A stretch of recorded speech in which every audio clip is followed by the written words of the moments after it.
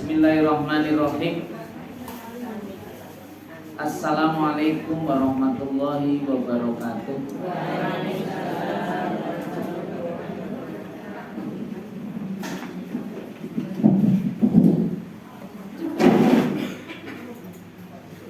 Innal hamdalillah nahmaduhu wa nasta'inuhu wa nastaghfiruhu wa na'udzu billahi min shururi anfusina wa min sayyiati a'malina may yahdihillahu fala mudhillalah wa may yudlilhu fala hadiyalah. Asyhadu an la ilaha illallah wahdahu la syarikalah wa ashhadu anna Muhammadan abduhu wa rasuluh.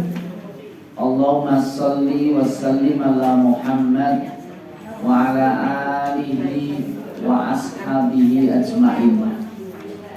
Wa qala Allah ta'ala fi kitabihil karim, a'udzu billahi minas syaitonir rajim.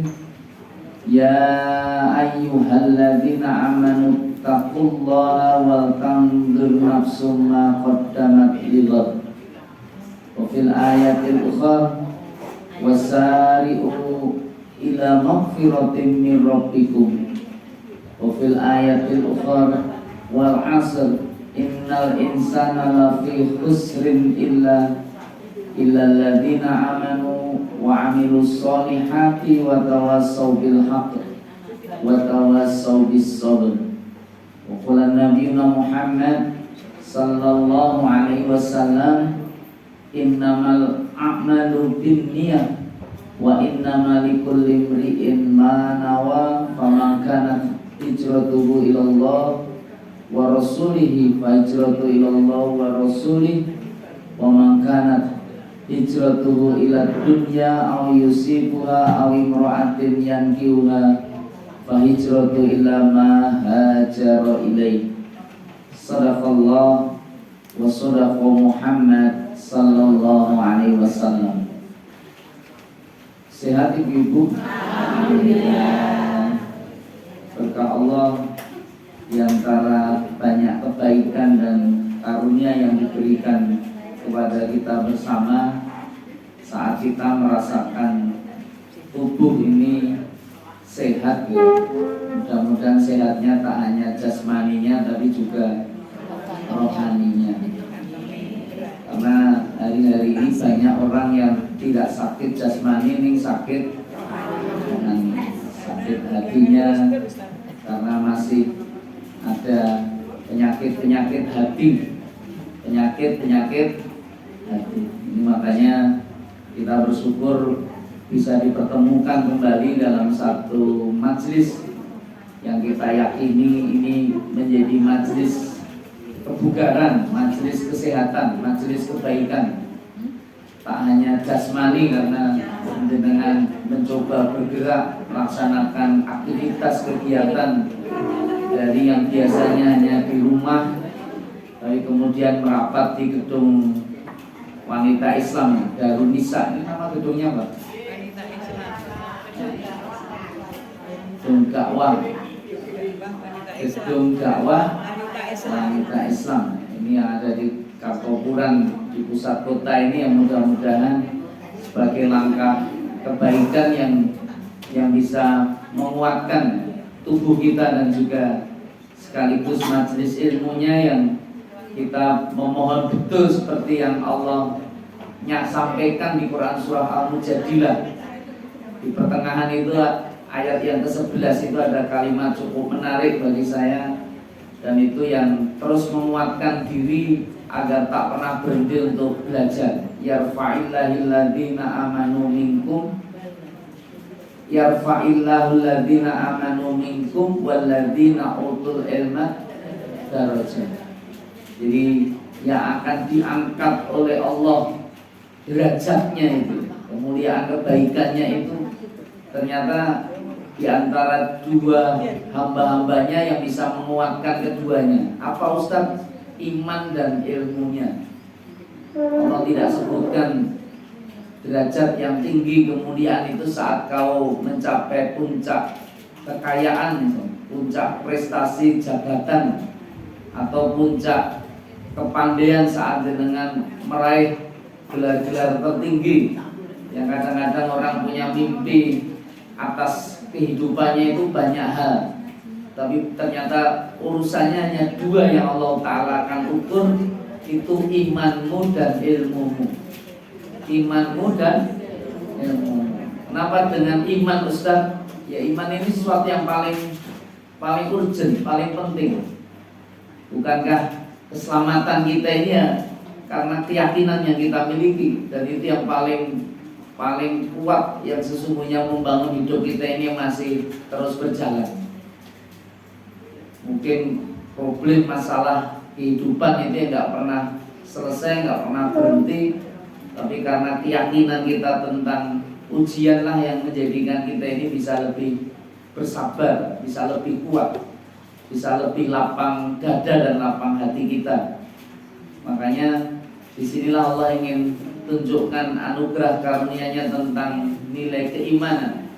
Karena orang-orang beriman ini diilustrasikan di Quran memiliki status-status yang perkasa, la khaufun alaihim walahum yahzan. Orang ini nggak punya rasa takut sebenarnya, apalagi kesedihan.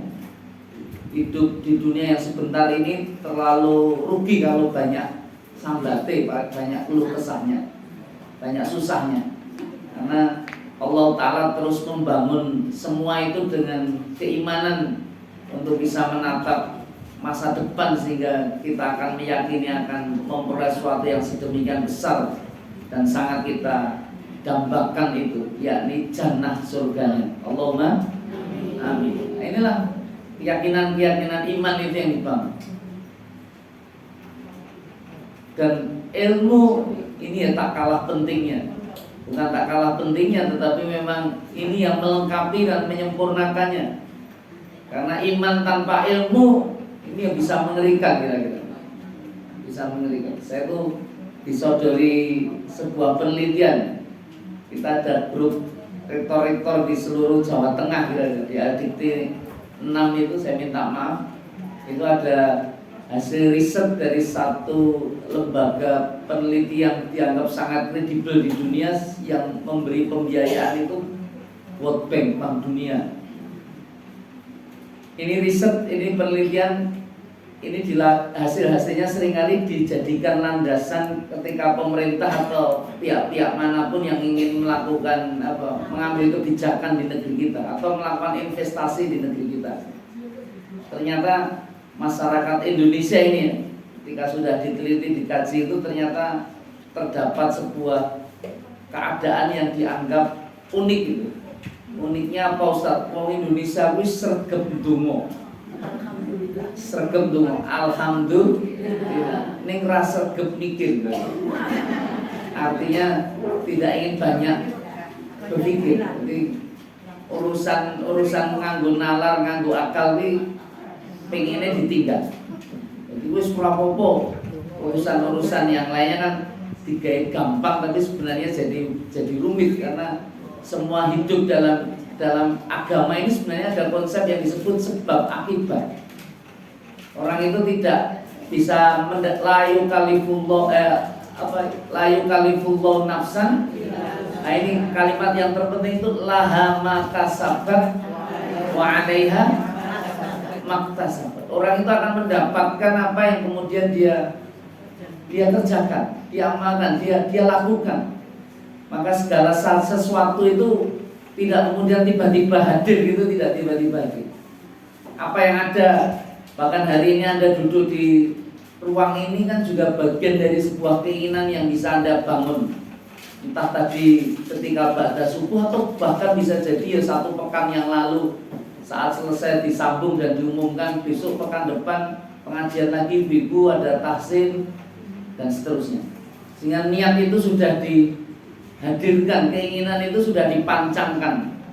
Bukankah Rasulullah juga sudah memberitahu innamal a'malu binniyat, semua amal itu tergantung niatnya. Innamal a'malu binniyat wa innamal likulli imri'in ma nawa. Dan orang itu akan mendapatkan apa yang kemudian yang dia sudah niatkan itu. Jadi diawali dari niat ibu. Ini makanya sesuatu yang harus terus kita perbaiki, perbarui dalam kehidupan, agar niat ini terbimbing sesuai dengan hidayah dan ridhonya. Karena kalau tidak, itu bisa bahaya jadinya, kan gitu. Nah, termasuk konsep ilmu ini.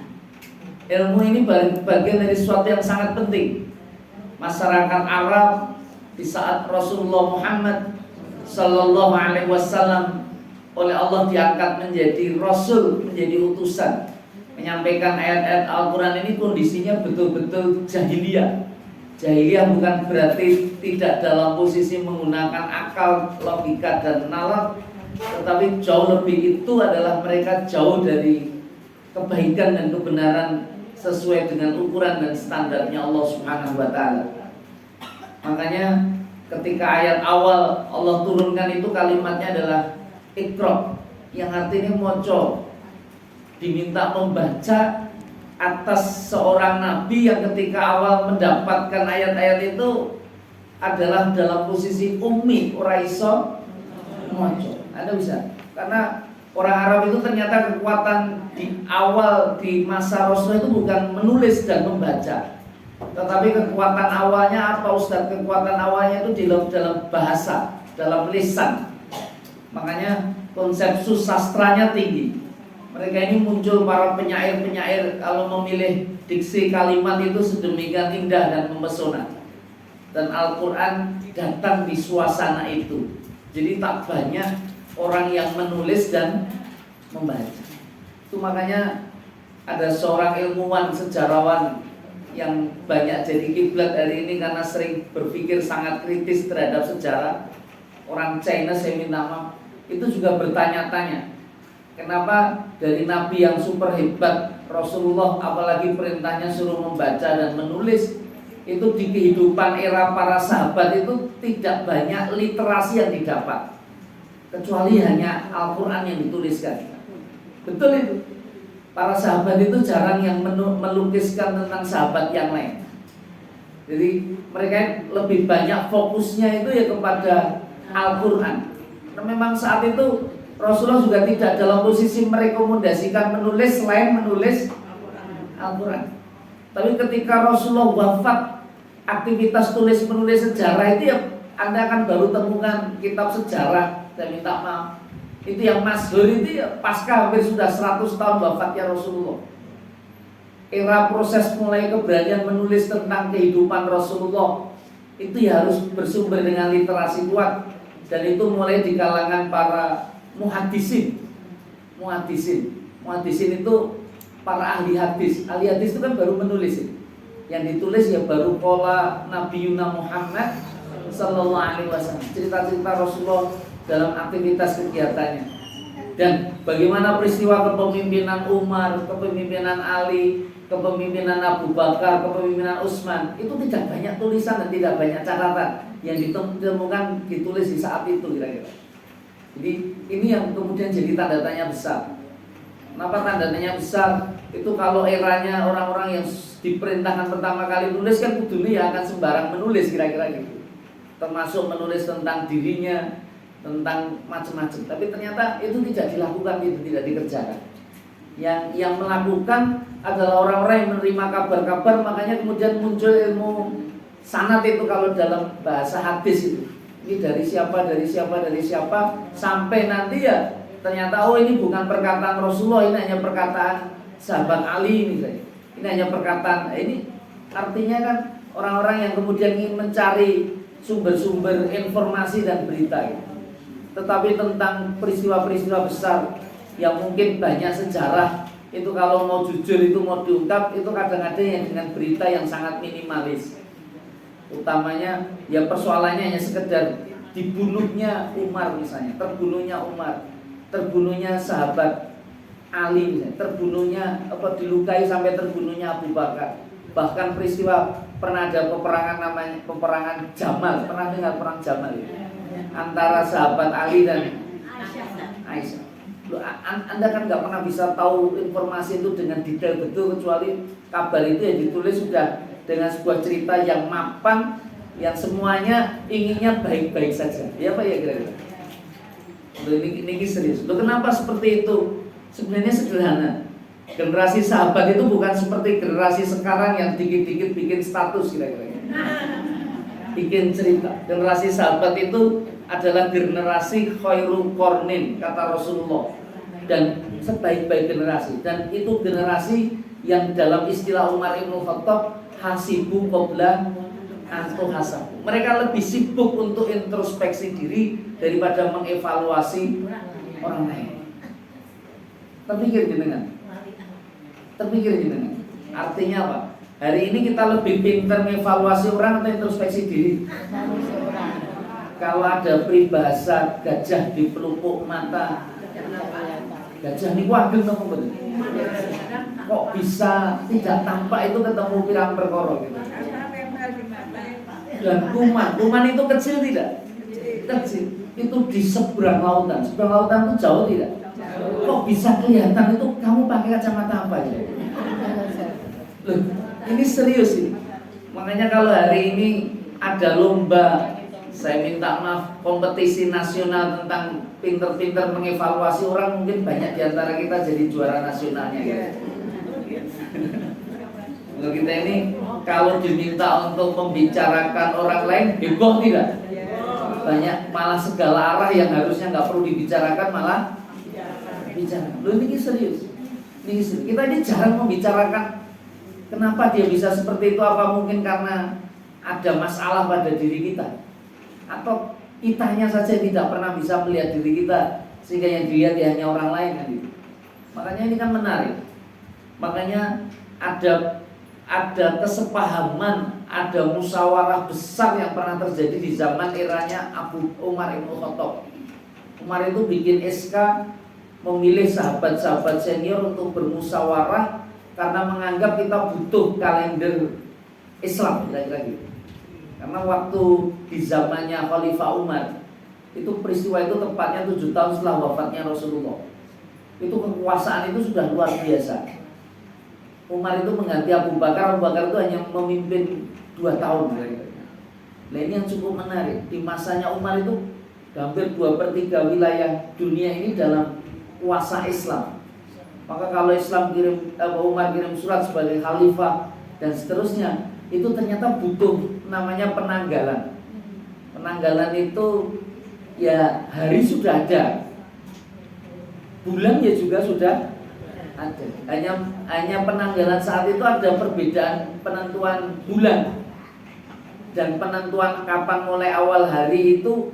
Dasarnya hanya yang satu menghitung dengan peredaran bulan, yang satu menghitung dengan peredaran matahari, atau yang disebut bulan Komariah dan Samsiah. Dan itu prinsipnya menjadi sangat berbeda. Penentuan awal bulan itu kapan, penentuan awal hari kapan itu berbeda. Kalau yang bulan pakai Komariah itu saat matahari tenggelam, tapi kalau yang pakai matahari di pukul 00.00 gitu. Di dini hari. Kira-kira pergantian di antara waktu itulah kemudian orang mengatakan pergantian hari, bulan dan tahun baru. Tapi yang cukup menarik, ya di Islam itu sudah ada bulannya. Apalagi Allah Subhanahu wa taala juga ada firman-Nya dalam Quran surat At-Taubah itu kalau tidak salah. Kalau tidak ayat 36 atau 37 itu. 36. Bahwa sesungguhnya di sisi Allah itu ada 12 bulan. Itu saat Allah Ta'ala menciptakan langit dan bumi. Dan di antara 12 bulan itu ada 4 bulan yang disebut bulan haram. Ada apa dengan bulan haram, Ustaz? Ini yang juga super menarik untuk dibahas lebih awal. Kenapa nama bulan itu namanya bulan haram? Haram itu artinya apa? Lawannya haram apa? Bukan tidak haram. Tapi lawannya itu halal. Halal itu artinya apa? Boleh. Haram? Katanya tadi tidak mulia. Tapi sebenarnya antara yang haram dan mulia itu sangat berhubungan. Loh, apa Ustaz? Haram itu sebenarnya kan larangan. Masjidil Haram. Tanah haram itu tanah yang ada larangan-larangannya. Larangannya siapa yang melarang? Tuhan. Allah yang melarang. Orang itu kalau mengikuti atau tidak melanggar apa yang Allah larang, jadi apa dia? Jadi mulia dia. Dia akan mendapatkan hormat dari sisinya. Makanya istilah dalam bahasa Indonesia itu ada hormat. Apa makna hormat? Itu diambil dari kata hak, ro, dan mim juga.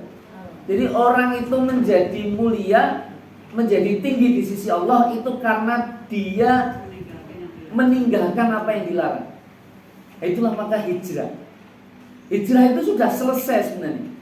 Ketika 7 tahun setelah Rasulullah hijrah, Fathul Makkah terjadi dan Rasulullah sudah ngendikakan la hijrata ba'dal fathi. Karena era hijrah pertama itu dimaknai adalah perpindahan Rasulullah dari Mekah ke Madinah. Setelah 53 tahun Rasulullah tinggal di Mekah, tiba-tiba Allah memerintah Rasulullah pindah ke kota Madinah. Maka Madinah itu dekat tidak? Jauh. Tapi ya lebih dekat daripada Solo Madinah. Loh, ada apa Ustaz dengan perpindahan itu? Itu perpindahan perjalanan itu yang ditempuh biasa bisa 7 hari 7 malam di zaman itu. Artinya ini jaraknya kan cukup jauh, melelahkan. Saya minta maaf. Tapi ini nyata. Kenapa Ustaz perpindahan itu? Makanya kemudian akhirnya terjadi proses hijrah. Dan itu yang dijadikan oleh musyawarah hasil para sahabat melalui rilisnya Umar Ibn Khattab saat ingin memberitahu bahwa kita akan memulai hitungan bilangan tahun itu bukan dari lahirnya Rasulullah, bukan dari turunnya Al-Quran, bukan dari apa istilahnya Isra Mi'raj, peristiwa Isra Mi'raj, atau bisa jadi futuh Mekah atau kemenangan kaum muslim dalam sebuah peristiwa-peristiwa besar, bukan itu. Tapi itu ternyata ditentukan itu di 17 tahun yang lalu, dan itu dimulai di tahun 1 Hijrah. Itu saat tahun hijrahnya Rasul. Jadi pengumuman itu wis tahun ke-17 kira-kira gitu. Karena jaraknya itu sudah 17 tahun. Jadi mengawali deklarasi tahun itu bukan waktu mau ditentukan tahun pertama, karena yang menentukan kalender Islam tahun hijrah itu ya bukan Rasulullah kan itu. Rasulullah mengalami peristiwa sejarahnya. Kenapa Ustadz? Itu jadi momentum paling menentukan ketika usulan itu disampaikan sahabat Ali dan tak ada satupun yang menolak kira-kira. Bahkan mengiyakan dan menyepakati bahwa hijrah itu adalah peristiwa yang cukup besar kira-kira. Kenapa kira-kira? Kan apalagi kan tahun ke-7 sudah tidak ada hijrah lagi kan ini. Tapi ternyata menurut Rasulullah dalam hadis riwayat Imam Bukhari, al-muhajir, yang disebut muhajir itu masih terus ada. Muhajir tahu? Muhajir. Siapa yang disebut muhajir itu? Manahallahu anhu, orang yang senantiasa menjauhi apa yang Allah larang. Jadi yang disebut hijrah itu berubah. Yang berubah nopo nih?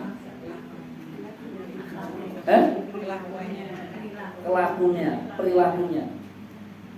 Sing ben males saiki. Apalagi sing ben gampang nesu saiki. Apa pentingnya perilaku? Oh, sangat penting. Makanya di Islam itu dikenal kowe belajar adab sadurunge ilmu. Karena sing dikenal itu dudu ilmu ternyata. Malah adab. Ini bunda yang paling sepuh sinten iki? Bu Yusuf. Iya, beliau. 80 bunda. Masya Allah. Masih ingat dulu punya guru waktu SD? Ada. Masih ingat namanya? Ada yang masih ingat. Masih ingat. Jadi kenapa mengingat beliau? Ya karena baik. Baik. Itu serius. Ada ibu yang juga masih ingat guru-guru SD? Yang kamu ingat apanya kira-kira? Galaknya. Satu baik, satu galaknya. Apa nih kira-kira? Disiplin. Loh, ini serius. Apalagi kira-kira? Ramah. Penetrasinya ramah. Loh, ini serius. Kenapa Anda tidak pernah bicara ketika mengingat guru itu dengan ilmunya? Begini, ini diajar apa kalau beliau terakhir pertemuan? Wes lali kabeh. Itu sudah lupa semua. Jadi pengajian ini ditekoke resume wis delali kabeh. Jangankan setahun yang lalu, seminggu yang lalu aja mungkin belum lupa. Belum ini serius. Nah yang paling diingat dari seseorang itu apanya? Apanya kira-kira? Kalau kamu punya teman itu yang paling kamu ingat apanya kira-kira? Sama. Dari apa yang kemudian kita berinteraksi, dan itu adab sebenarnya. Konsep adab itu di situ. Proses mengingat. Jadi guru itu menjadi sebuah kekuatan besar. Apakah dia nanti bisa jadi toladan atau bahkan figur yang Anda benci kira-kira? Ada guru yang masih Anda ingat dan Anda benci kira-kira? Mudah-mudahan Anda segera memaafkannya. Karena dia juga manusia. Iya Pak ya? Jangan-jangan Anda juga guru termasuk guru yang tidak favorit kira-kira. Kalau ketika Anda tidak datang malah murid bersorak senang. Jadi wis lama didongake gen ra kerep teko. Makanya kadang-kadang masuk angin itu bukan karena hujan-hujan tapi karena dongone. Apa Anda termasuk guru yang terus dirindukan? Nah, ini luar biasa. Yang ketika tidak datang, murid-murid itu membawa pisang, membawa nanas, membawa madu. Entah-entah itu itu ada nilai-nilai yang Allah Ta'ala yang adabnya, perilakunya, bagaimana dia bersikap. Ilmu itu bisa sangat banyak orang bisa peroleh. Tetapi ketika ilmu itu tidak berbentuk konsep nilai amal, ini yang bisa bermasalah. Ini konsep metodologi belajar itu harus dipahami dengan baik dan sempurna. Kenapa Ustaz? Karena ilmu itu hakikatnya tidak sekedar sampai di otak, tetapi yang lebih penting, lebih urgent itu sampai di hati. Orang kalau sudah masuk dalam hati, sudah kena hatinya, itu jadi luar biasa. La yanallahu luhumuha wala dima'uha walakinna yanaluhu taqwa. Ini serius. Ketika kalian diperintah berkorban, ternyata tidak, yang sampai itu bukan dagingnya, bukan darahnya, bukan tulangnya. Yang sampai apa? Urusannya dengan takwa. Takwa itu di mana Ustaz? Takwa itu hahuna kata Rasulullah. Takwa itu temriki. Ibu saya minta maaf. Kalau sekarang mungkin anak-anaknya wis gede kabeh. Itu anak masih kecil. Enggak, putu-putu. Ya masih anak sing sering nyangoni putu. Masih. Karena wong tuane rapat tahun jawab kita ya. Bae sing penjalosan. Bayangkan ketika putu yang masih anak-anak itu tiba-tiba di saat jenengan ulang tahun, saya minta maaf. Tiba-tiba dia membelikan kudung. Nilainya enggak seberapa. Mungkin sangat murah, Anda pun sebenarnya nggak suka untuk memakainya. Tapi begitu anak itu dikumpulkan melalui uang saku yang Anda berikan dan kemudian diberikan, Anda terima atau Anda tolak? Kenapa tidak ditolak? Murah. Yang Anda nilai apanya itu?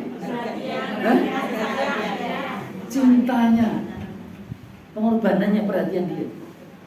Demikian pula Allah. Allah kita butuh sapimu nama betul. Butuh wedhusmu nama betul. Banyaknya daging boten. Banyaknya harta, bahkan jabatan jenengan yang sangat tinggi atas waktu yang kau berikan untuk Allah. Bukan. Allah itu enggak butuh itu. Yang sampai apanya kira-kira di sisi Allah? Itu nilai-nilai ketakwaan.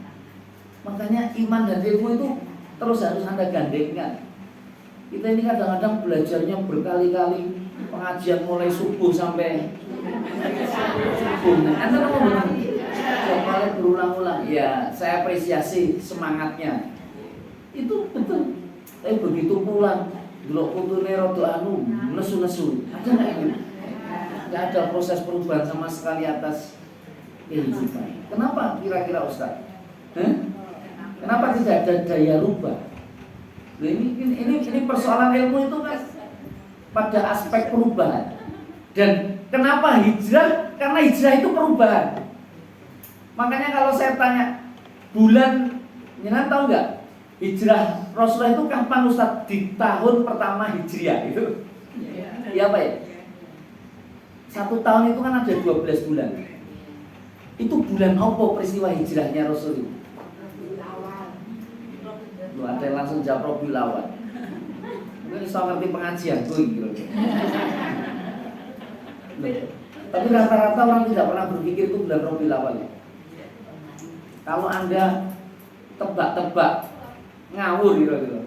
Itu rata-rata itu orang jawabnya Muharram. Makanya balik ditanya itu jadi rilisnya umat. Kenapa kok penanggalan kalender Hijriah itu dimulainya bulan pertama itu bukan Robiul Awal berangkat hijrahnya Rasul, tetapi kenapa Muharram? Itu yang menjadi penting ternyata. Ada apa Muharram? Diletakkan di tahun pertama untuk kalender Islam. Lu mangte kok Umar kok mau Ustaz?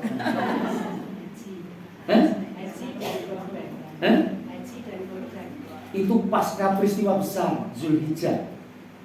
Zulhijjah itu ada aktivitas-aktivitas yang lebih melekatkan dan mendekatkanmu kepada Tuhan. Maka momentum pertolongan itu datangnya Muharram itu. Loh, peristiwa besar apa Ustaz? Zulhijjah. Zulhijjah itu bulan besar karena di dalamnya ada yang disebut wukuf. Al-Hajju Arafah. Haji itu kayak Arafah itu. Jadi nek kowe kepengen ngerti haji ku ya puncake Arafah itu hanya dimulai dari awal tergelincirnya matahari sampai terbenamnya itu duhur. Anda di sana akan sholat di jamak. Gini nama gitu. Antara duhur sama asar. Anda dengarkan khutbah yang luar biasa. Saya minta maaf. Orang menunggu dan aktivitas itu disebut wukuf. Apa arti pesan wukuf itu? Kalau Anda baca Al-Quran tiba-tiba ada bacaan wakaf, mandek apa betul? Jenengan pernah berhenti? Saya mau kasih ilustrasi perjalanan jenengan menuju Allah. Saya kemarin itu dijak keluarga besar Muhammadiyah Pulan Harjo. Itu ada kakak kelas dulu di Al-Islam Bunda. Tinggi sini, tapi dia datangnya panitia terus. Apa kegiatan-kegiatan rehlah piknik itu. Ternyata banyak. Itu kegiatan touring namanya. Touring itu numpak motor. Yo ono ibu barang wis tuwa. Pak itu touring, wis penting motornya waras. Bensinnya cukup kira-kira. Tapi ternyata bensinnya cukup, poline sak lah ya masalah. Penting kendaraannya kudu diangkut kira-kira. Mau kendaraannya kendaraan apik, kendaraan Cianyar. Ini karena semua proses perjalanan itu kan kabeh kudu diperiksa. Kuwi ono sing oline sak, terus ono sing rantene potong, wis kudu genah ganti. Tapi perjalanannya luar biasa itu. Kemana Ustaz? Itu dari titik pusat itu rumah sakit Muhammadiyah yang ada di Pulan Harjo itu punya lembaga kesehatan itu menuju di daerah Bukit Klangon, di daerah Yogyo, Sleman sana. Itu di lereng Merapi. 270 pengendara motor. Banyak, ono sing cah cilik bahkan ono sing nggawa bayi yo dijak. Nah gitu. Dan ini betul. Dan itu meriah. Meriahnya apa? Karena makan 2 kali kira-kira gitu. Dan saya memang di sana orang numpak motor, saya diterke mobil Innova kira-kira. Dijemput dari sana karena diminta isi pengajian. Tapi ceramah karo wong sing tadabbur alam itu rasa dadak dowo-dowo gitu. Kenapa? Karena ayat-ayat Allah sudah ingin menunjukkan menuju melihat pemandangan, melihat sawah, masuk ke perkampungan dan seterusnya. Itu gitu. Dengan jalan yang terus mendaki. Saya minta maaf. Ilustrasi Quran menuju Allah, perjalanan menuju Allah itu jalan mendaki. Innaka kadihun ila rabbika kadham kadihun itu Anda pendaki. Jadi jalan menuju Allah itu seperti jalan ke atas, naik gunung ini. Makanya kalau pulang lebih seru menurun. Antara mendaki kalian menurun abot di kira-kira. Abot naik karena melawan gravitasi bumi. Abot itu apa nek melaku mendaki kalian mlaku menurun. Jadi naik gunung kalian turun gunung, nek jenengan sing pernah pengalaman naik turun bukit merasakan. Enggak usah bukit, naik tangga. Ini saat itu wis biasa Ustaz karena ngagemi lift kira-kira. Apa bukan tangga berjalan kira-kira. Nah itu tidak dalam posisi kita. Pernah nggak jenengan ketika mendaki atau naik tangga yang tinggi tiba-tiba berhenti di tengah jalan? Pernah nggak? Ngopo kok berhenti? Capek. Itu jawabannya kadang capek. Lelah. Tapi ketika Anda berhenti itu apa yang Anda pikirkan kira-kira? Itu pasti hanya sederhana. Ya dilanjut, ya mau hidup. Ya Pak ya. Saya ini sudah di titik mana? Itu wukuf itu di situ. Makanya wukufnya bukan sekedar mandek di sembarang tempat. Bukan karena Anda buang air kecil terus apa mandek terus aku tak mandek. Atau ketika mandek nenggon kafe terus ngopi, ngerokok. Atau mungkin ya mandek segera mandek. Tapi ini mandeknya ada renungan. Lah perenungan itu apa kira-kira? Introspeksi diri tentang perjalanan ini. Kira-kira nek mandek kesel kepengen mlaku munggah nek apa bener? Ya tergantung kan. Tergantung. Nek dhewe ono apa kira-kira? Nek ketemu kethek wis mido saja. Loh iya apa ya kira-kira? Itu urusan-urusan. Tapi kalau kemudian kita punya keyakinan di situ ada kemuliaan, pertemuan dengan Allah itu butuh perjuangan, maka ikut terus akan naik tidak kira-kira? Makanya pasca Arafah itu apa kira-kira? Itu Anda diminta menuju Muzdalifah, mabit semalam dalam rangka untuk mengambil batu. Buat apa Ustaz? Menuju Mina. Itu karena sebagai tujuan besar puncak ketika habis dari wukuf Anda harus berjuang melawan setan. Tahu jumroh itu simbolitas setan. Anda lempar. Ketika Nabi Ibrahim mau ada ketaatan menyembelih Ismail karena perintah Allah, ternyata godaannya luar biasa. Ada jumroh akobah, ada jumroh ula dan ustoh. Loh ini tiga lokasi. Tapi yang di awal kan di jumroh akobah semua. Untuk apa Ustadz di jumroh akobah itu? Itu melawan setan. Ini pernah lihat wajahnya setan? Hari ini setan tidak mengerikan loh. Menyenangkan. Loh itu sesuai dengan apa yang dia sebutkan. Setan itu akan berupaya berusaha untuk menjadikan yang buruk itu indah. Tapi akan menjadikan sesuatu yang baik itu jadi buruk. Loh lima kita gitu. Hari ini tantangan dan orang di Indonesia itu sudah sangat berani membela LGBT gitu. Hari ini kan ada perumusan perundang-undangan, dipanggil berbagai macam komponen. MUI mintanya hukumannya jauh lebih berat daripada penzina dan dihukum seberat-beratnya.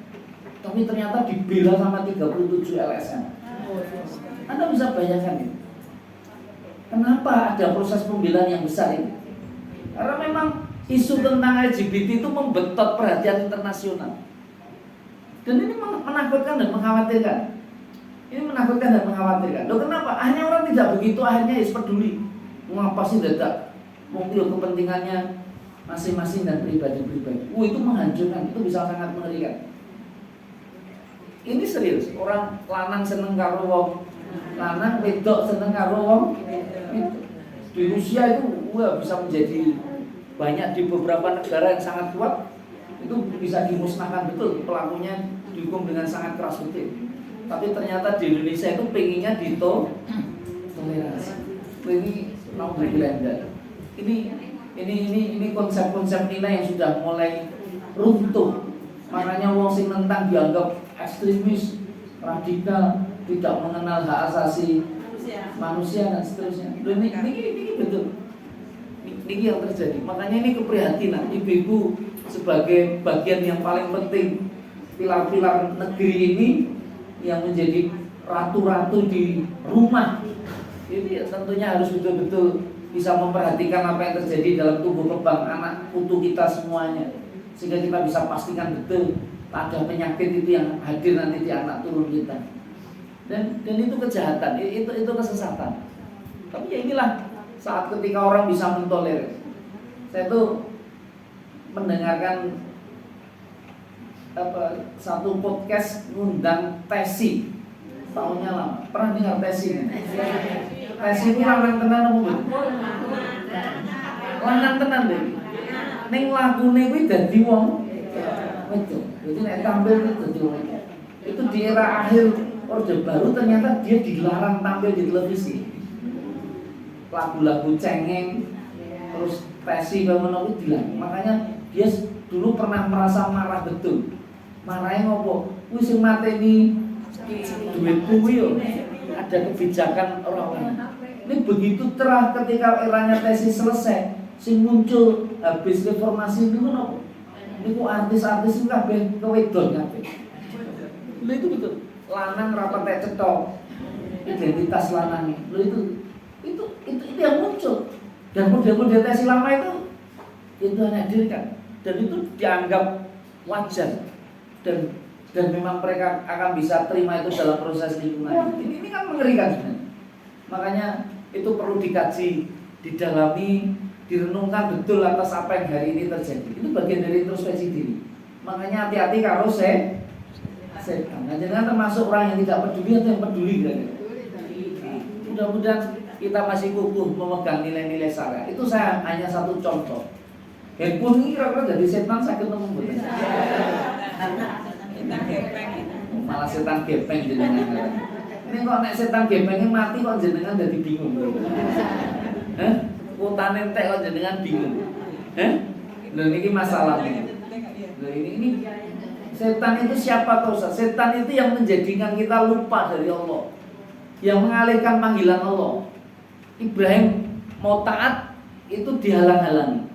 Jenengan arep salat ana sing penghalangnya. Ini dadi setan apa mboten kira? Itu dadi setan.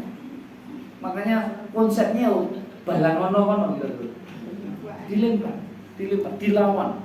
Dan kadang bahkan setan itu bentuk yang paling konkret itu ya diri kita yang disebut ego, hawa nafsu dan seterusnya.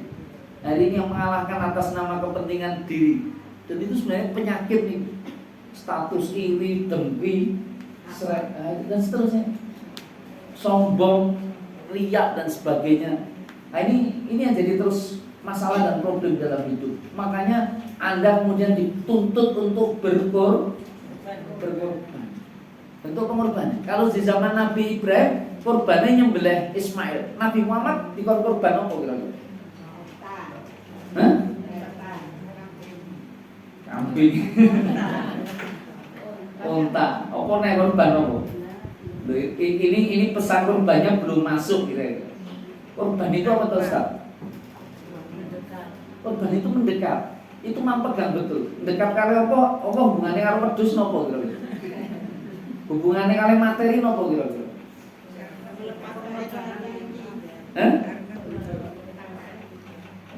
Korban itu kan urusannya nyedak Gusti Allah. Kowe piye carane arep nyedak Gusti Allah? Nek bocah cilik kuwi nukoke hadiah sehingga jenengan, saya tidak ingin ilustrasikan jenengan kali Gusti Allah. Tapi sing ditonton niku artine proses keikhlasannya, apa yang kamu akan berikan sama Allah?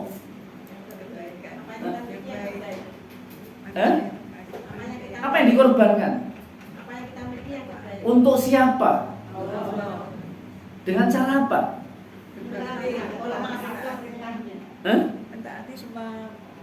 Dengan cara apa? Untuk siapa? Bagi siapa? Bagi Allah. Apa ya terus kayak Gusti Allah? Duh Gusti, caranya pi? Wasilahnya apa? Iman dan ilmu. Iman dan ilmu itu menjadikan jenengan itu semakin pinter, semakin dekat, semakin tawadhu. Dulu pernah kita bahas itu. Iya nopo iki? Wong itu kalau semakin pinter, semakin sombong, kira ketemu iman nih. Hari ini negeri kita ini bermasalah tuh guru-guru wong akeh berilmu ning rapate wong nyolong nih, di saat dia nyolong itu gak ada iman. Kalau ada iman memungkinkan tidak? Makanya apa yang dicari atas orang yang tidak punya iman? Saya itu beberapa hari yang lalu sempat marah.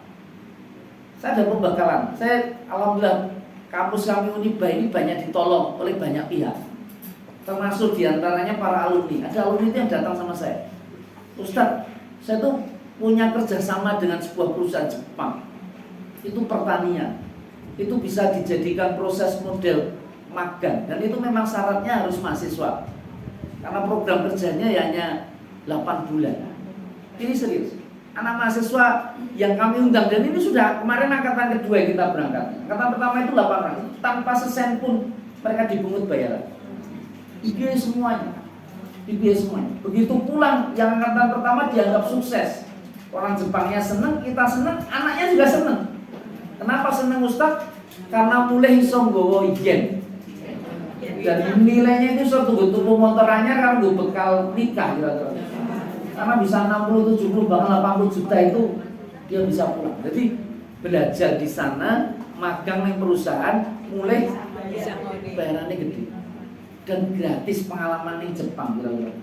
Itu nyenengnya nomor betul kira-kira. Begitu dibuka periode kedua, alhamdulillah yang diterima lebih banyak lagi, hampir 14. Tapi satu itu gagal berangkat karena apa? Karena di Jepang itu seleksinya cukup ketat ternyata. Modelnya apa? Bukan hanya sekedar lulus bahasa Jepangnya oke dan sebagainya. Ternyata ada juga yang ada masalah. Apa? Kesehatan. Itu semua diperiksa. Foto giginya, foto rongsennya dan seterusnya, tulangnya dan seterusnya itu dikirimkan ke sana. Iya, sing hasil pemeriksaannya dianggap bermasalah sama orang Jepang. Tahun depan itu mudah-mudahan bisa berubah. Nanti kalau itu diperiksa betul, dia boleh berangkat ini tahun depan saja. Gara-gara apa?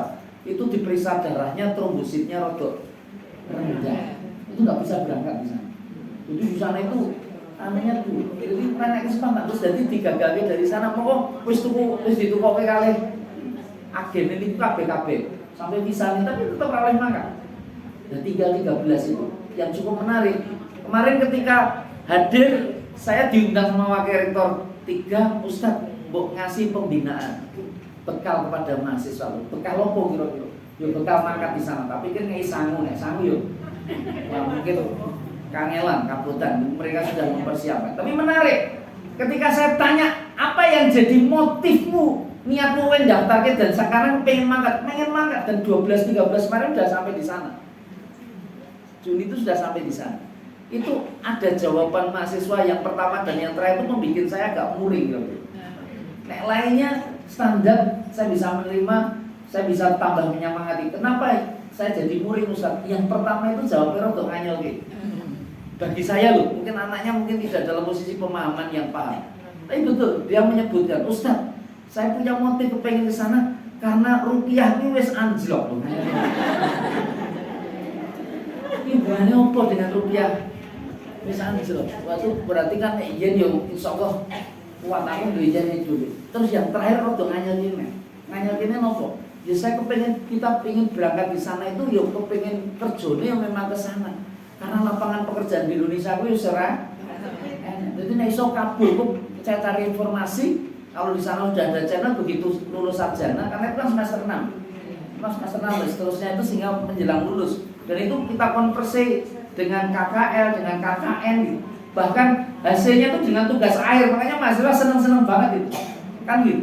Jadi seharusnya ini karena memang bekerja di sana kan tidak sederhana. Saya minta kepengen kabul. Saya bilang sama wakil rektor ini salahnya. Harusnya setiap pertemuan gini nih anak-anak diminta menyanyikan lagu Indonesia Raya. Wanita Islam tadi pengajiannya pakai Indonesia Raya nomor betul enggak?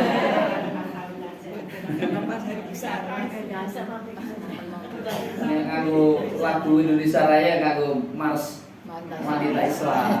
Itu kan jadi ada jiwa nasionalis. Yang lainnya itu yang saya senang itu, ya saya belajar di sana, cari ilmu, habis itu pulang bisa nyenengin apa bukan ya jawabnya kan gitu. Saya belajar dengan bagaimana orang Jepang bekerja dan seterusnya. Nanti bisa ada hubungan, saya bisa mengembangkan, ingin membantu Indonesia.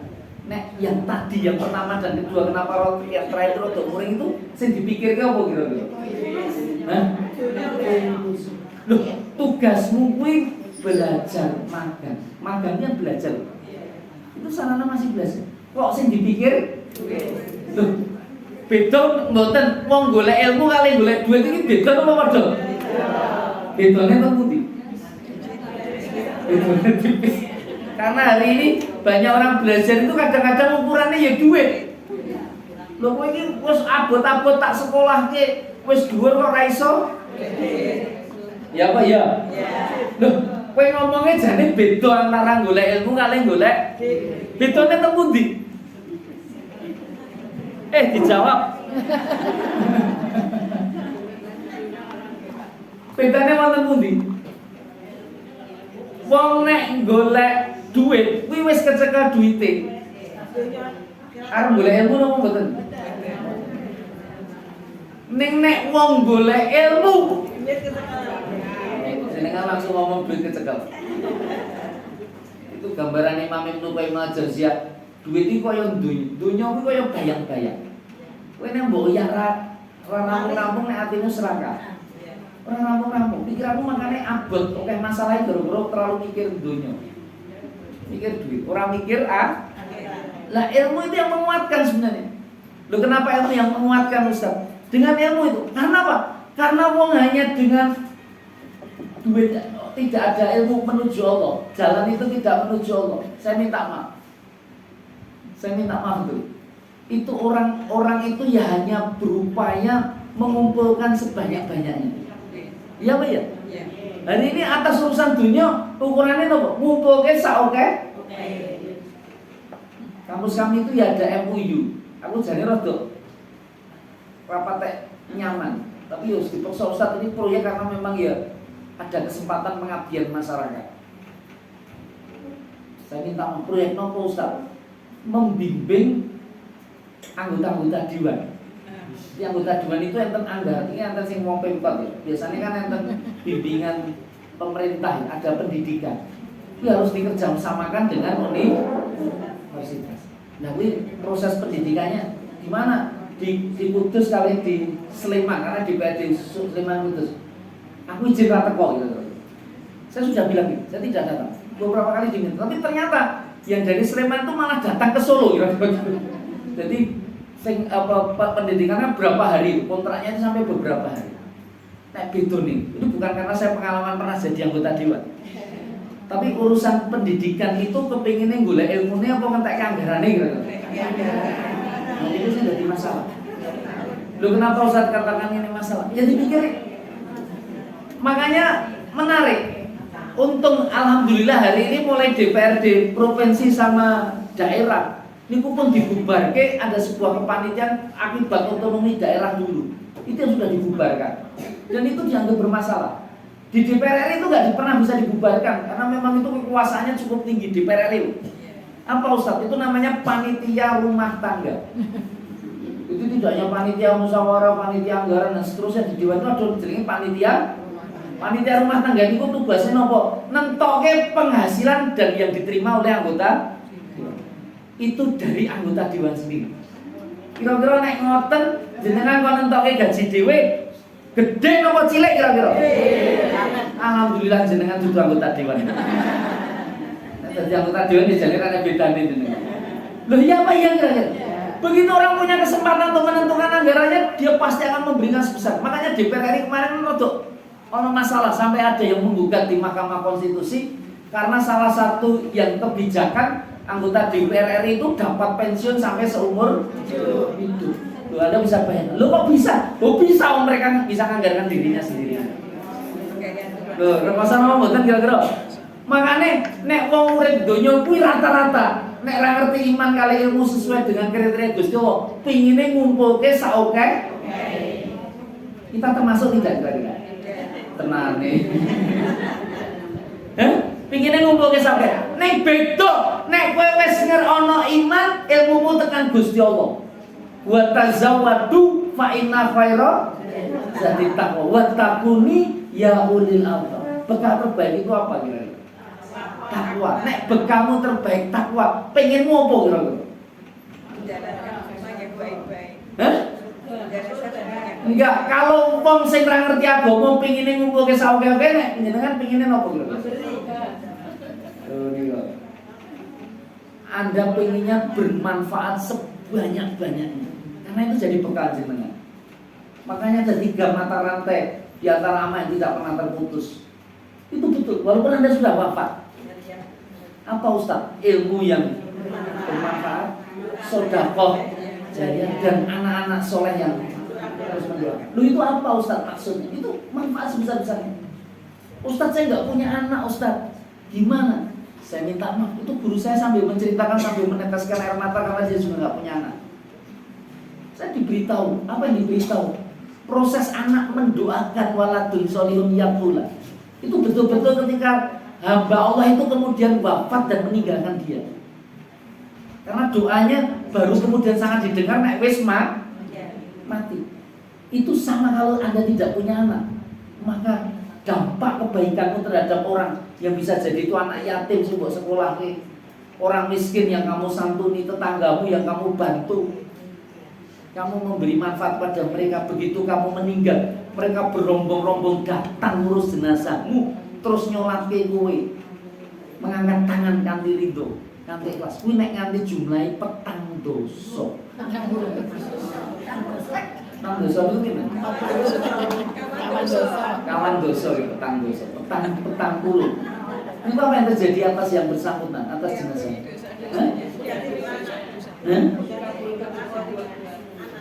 Dosanya dihapus, dimasukkan dalam surga. Itu doa yang bermanfaat. Jadi masih ada doa, tidak hanya mesti anak. Anak itu karena efek kebaikan yang langsung bisa diterima. Ternyata kita dia anak ya kasih sayangmu ya pada orang lain.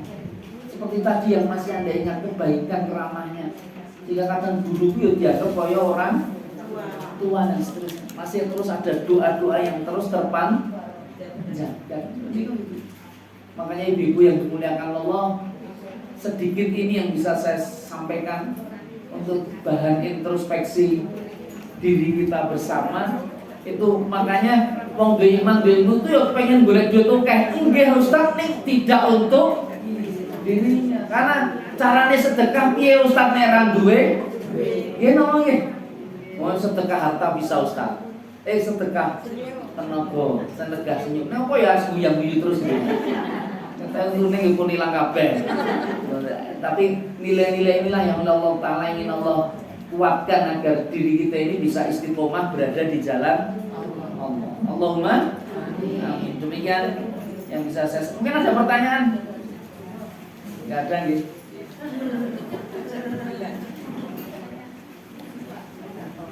Oke, terima kasih. Mari sama-sama berdoa kepada Allah. Kita awali dengan baca umul kita bersama Al-Fatihah. A'udzubillahi minasyaitonirrajim. Bismillahirrahmanirrahim. Alhamdulillahirabbil alamin arrahmanirrahim maliki yaumiddin iyyaka na'budu wa iyyaka nasta'in ihdinas siratal mustaqim siratal ladzina an'amta 'alaihim ghairil maghdubi 'alaihim waladdallin. Amin. Hamdan yuwafi ni'amah wa yukafi mazidah. Allahumma rabbana lakal hamdu kama yanbaghi li jalali wajhika wa 'azimi sultanik. Walakal hamdu hatta tardo, walakal hamdu idza raditu, walakal hamdu ba'da ridho. Ya Allah, ya Rabb yang maha pengasih lagi maha penyayang, ya Allah. Pagi ini ya Allah kami berkumpul bersama di hadapan-Mu ya Allah, dengan membawa begitu banyak kekurangan ya Allah, begitu banyak dosa ya Allah, begitu banyak kelalaian ya Allah, yang hanya Engkau yang sangat mengetahuinya ya Allah. Ya Allah, kami sadar bahwa yang Kau lihat bukan apa yang nampak ya Allah, tapi apa yang ada di hati kami ya Allah. Yang Kau lihat adalah hati-hati kami ya Allah. Ya Allah, apabila datangnya Zulhijjah, aktivitas pengorbanan sholat haji kami belum mampu mengubah hati kami ya Allah, ubahlah hati kami di siang hari ini ya Allah. Apabila ibadah kami belum mampu mendekatkan kami kepadamu ya Allah, dekatkan kami ya Allah di siang hari ini ya Allah. Dan andaikan langkah kami masih jauh dari jalan-Mu ya Allah, bimbinglah kami ya Allah kembali menuju jalan-Mu.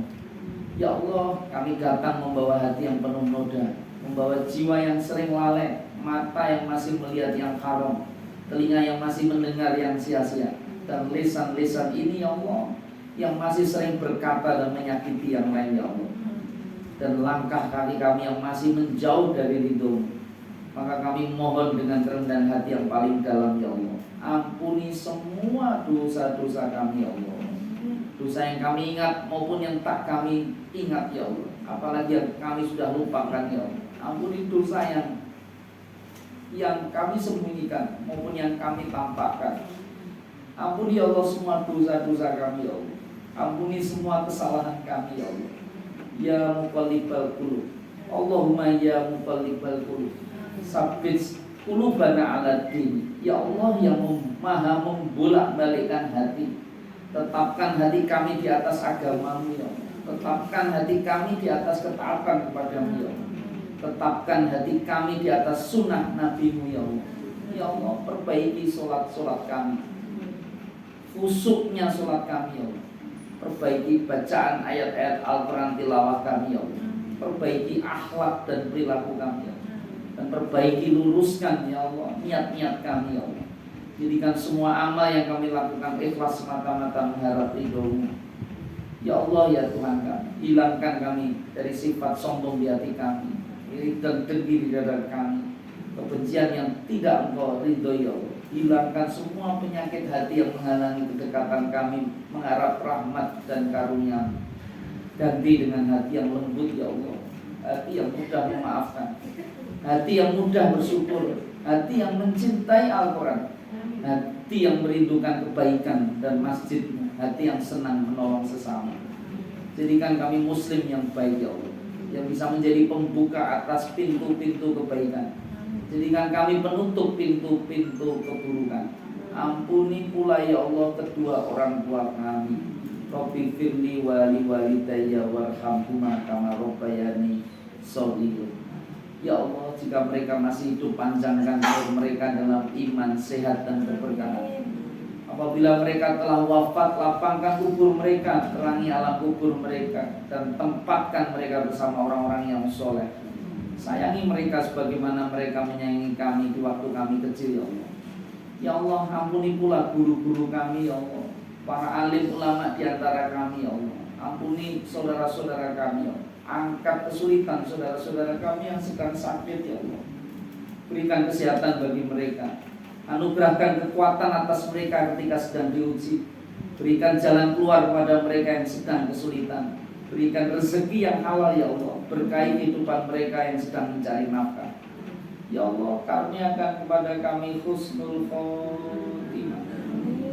Jangan Engkau cabut nyawa kami kecuali kami dalam keadaan beriman ya Allah. Jangan Engkau cabut nyawa kami kecuali dalam keadaan mencintai-Mu ya Allah. Jangan Engkau cabut nyawa kami kecuali dalam keadaan Engkau ridho ya Allah kepada kami ya Allah. Ya Allah, apabila Engkau masih memberikan waktu kami untuk hidup di tahun depan ya Allah, jadikan kami menjadi hamba yang terus beriman dan dalam ketakwaan ya Allah. Kamu nantikan di antara waktu-waktu tahun ini adalah tahun-tahun terakhir kami ya Allah. Terima ya Allah semua amal kebaikan kami ya Allah. Ampuni semua kesalahan dan kekhilafan kami ya Allah. Bimbing kami nanti ya Allah ketika meniti sirat-Mu ya Allah. Mudahkan langkah kami menuju surga-Mu ya Allah. Dan masukkan kami dalam jannah-Mu ya Allah, tanpa hisab dan tanpa azab. Pertemukan kami nanti ya Allah dengan sosok yang sangat dan paling kami rindukan, Nabi Muhammad sallallahu alaihi wasallam. Kumpulkan kami bersama para nabi, para siddiqin, para syuhada dan orang-orang soleh. Rabbana taqabbal minna innaka antas samiul alim wa tub alaina innaka antat tawwabur rahim. Rabbana atina fid dunya hasanah wa fil akhirati hasanah wa qina adzabannar. Wa sallallahu ala sayyidina Muhammad wa ala alihi wa sahbihi ajmain. Walhamdulillahi rabbil alamin. Amin amin ya rabbal alamin. Terima kasih. Mohon maaf apabila ada kalam yang kurang berkenan. Billahi taufik wal hidayah. Assalamualaikum warahmatullahi wabarakatuh.